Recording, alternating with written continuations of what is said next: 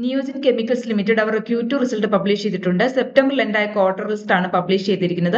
Amount represent ചെയ്തിരിക്കുന്ന കോടിയിലാണ്. നമുക്ക് നേരിട്ട് ഡീറ്റെയിൽസിലേക്ക് പോകാം. ഈ ക്വാർട്ടറിലെ റവന്യൂ ഫ്രം ഓപ്പറേഷൻ എത്രയാണ്? 206 കോടിയാണ്. അതിന് തൊട്ട് മുമ്പുള്ള ക്വാർട്ടറിലെയോ 184 കോടിയാണ്. നമ്മൾ ക്വാർട്ടർ ടു ക്വാർട്ടർ കമ്പയർ ചെയ്ത് നോക്കുകയാണെങ്കിൽ ഒരു 12% റവന്യൂ ഫ്രം ഓപ്പറേഷൻ കൂടിയതായിട്ട് കാണാൻ സാധിക്കും. കഴിഞ്ഞ വർഷം സെപ്റ്റംബറിൽ ഉണ്ടായ ക്വാർട്ടറിലെ റവന്യൂ ഫ്രം ഓപ്പറേഷൻ എത്രയായിരുന്നു?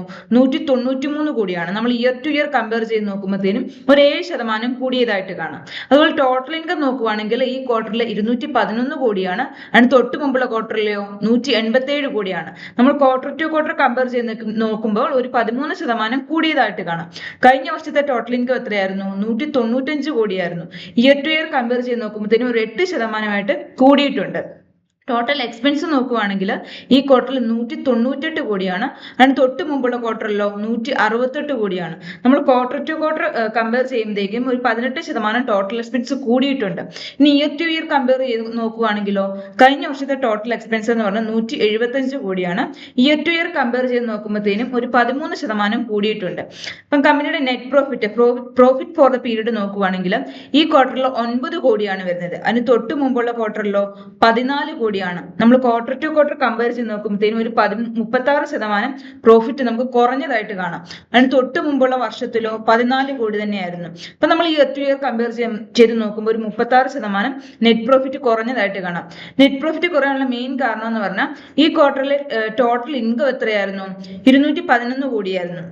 പക്ഷെ ടോട്ടൽ എക്സ്പെൻസ് എന്ന് പറഞ്ഞാൽ 198 കോടിയാണ്. കമ്പാരിറ്റീവ്ലി മറ്റു ക്വാർട്ടറും അതുപോലെ തന്നെ കഴിഞ്ഞ വർഷവും കമ്പയർ ചെയ്യുമ്പോഴത്തേക്കും അവർക്ക് ടോട്ടൽ ഇൻകം കുറവാണെങ്കിലും അവരുടെ എക്സ്പെൻസ് കുറവായിരുന്നു. അതുകൊണ്ടാണ് അവർക്ക് ഇത്രയും പ്രോഫിറ്റ് കിട്ടിയത്. അതുപോലെ EPS നോക്കുവാണെങ്കിൽ ഏർണിംഗ് പെർ ഷെയർ നോക്കുവാണെങ്കിൽ ഈ ക്വാർട്ടറിൽ 3.53 പൈസയാണ്. തൊട്ട് മുമ്പുള്ള ക്വാർട്ടറിലോ 5.40 പൈസയാണ് വരുന്നത്. ക്വാർട്ടർ ടു ക്വാർട്ടർ കമ്പയർ ചെയ്ത് നോക്കുമ്പോഴത്തേനും ഒരു 35% കുറഞ്ഞതായിട്ട് കാണാം. കഴിഞ്ഞ വർഷത്തെ ഏർണിംഗ് പെർ ഷെയർ EPS എത്രയായിരുന്നു? 5.63 പൈസയായിരുന്നു. നമ്മൾ ഇയർ ടു ഇയർ കമ്പയർ ചെയ്ത് നോക്കുമ്പോഴത്തേനും ഒരു 37% കുറഞ്ഞതായിട്ട് കാണാം. അപ്പൊ നമുക്ക് ഇൻകം സ്റ്റേറ്റ്മെന്റ് ഒന്ന് സമ്മറൈസ് ചെയ്ത് നോക്കുവാണെങ്കിൽ revenue from operation quarter to quarter ഒരു ഗ്രോത്ത് ഉണ്ടായിട്ടുണ്ട്. ഇയർ ടു ഇയറും ഒരു ഗ്രോത്ത് ഉണ്ടായിട്ടുണ്ട്. ടോട്ടൽ എക്സ്പെൻസോ ക്വാർട്ടർ ടു ക്വാർട്ടറും ഇയർ ടു ഇയറും കൂടിയിട്ടുണ്ട്. പ്രോഫിറ്റ് ആഫ്റ്റർ ടാക്സ് നോക്കുവാണെങ്കിൽ ക്വാർട്ടർ ടു ക്വാർട്ടറും ഇയർ ടു ഇയറും ഒരു 36% കുറഞ്ഞിട്ടുണ്ട്. EPSും അതുപോലെ ക്വാർട്ടർ ടു ക്വാർട്ടറും ഇയർ ടു ഇയറും നല്ല രീതിയിൽ കുറഞ്ഞിട്ടുണ്ട്. നമ്മൾ സമ്മറൈസ് ചെയ്ത് പറയുവാണെങ്കിൽ കമ്പനിക്ക് ഓപ്പറേറ്റിംഗ് ആക്ടിവിറ്റി കമ്പനിയുടെ കോർ ബിസിനസ് ആക്ടിവിറ്റീസിൽ നിന്ന് റവന്യൂ കഴിഞ്ഞ വർഷത്തെക്കാളും കമ്പാരിറ്റീവ്ലി ഏൺ ചെയ്യാൻ പറ്റിയിട്ടുണ്ടെങ്കിലും എക്സ്പെൻസ് കൂടുതലായതുകൊണ്ട് അവർക്ക് ടോട്ടൽ പ്രോഫിറ്റും നെഗറ്റീവാണ്. ക്വാർട്ടർ ടു ക്വാർട്ടറും ഇയർ ടു ഇയർ നോക്കുമ്പോഴത്തേനും അതുപോലെ ഏർണിംഗ് പെർ ഷെയറും നല്ല രീതിയിൽ കുറഞ്ഞിട്ടുണ്ട്.